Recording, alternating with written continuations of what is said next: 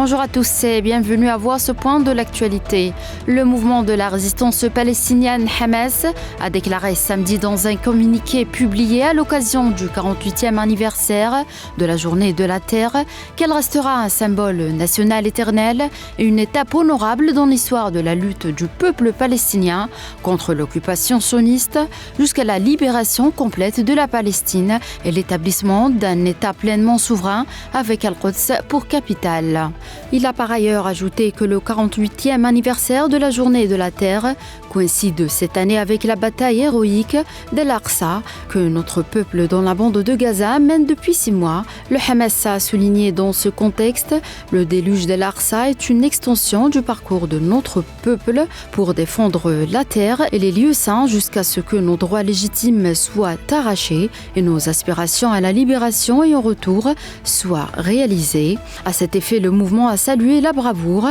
l'héroïsme et le courage de la résistance victorieuse et l'épopée légendaire créée par le peuple palestinien dans la bande de Gaza lors de la bataille d'Al-Aqsa. Pour rappeler que la Journée de la Terre a été décrétée en souvenir des événements du 30 mars 1976, lorsque la population palestinienne s'était révoltée contre la décision de l'entité sioniste de confisquer de grandes proportions de terres palestiniennes possédées par les Palestiniens après 1948. 5 Palestiniens sont tombés en martyrs ce samedi à Gaza et 30 autres ont été blessés sous les tirs de l'armée sioniste qui a ciblé une foule attendant la distribution des aides alimentaires peu avant l'aube, rapporte le Croissant Rouge palestinien. Ce nouveau crime a été commis alors que des milliers de personnes attendaient l'arrivée d'une quinzaine de camions de farine et autres aliments.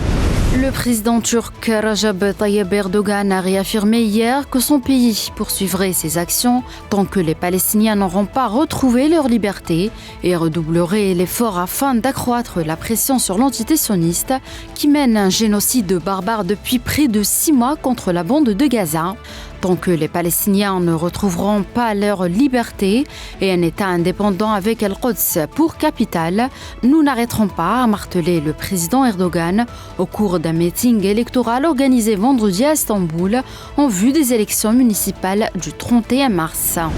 Et dans l'actualité internationale également et en Russie, les services de sécurité russes ont affirmé hier avoir arrêté 3 ressortissants d'un pays d'Asie centrale qui prévoyaient un attentat à la bombe dans le sud-ouest du pays, une semaine après l'attaque d'une salle de concert près de Moscou qui a fait au moins 144 morts.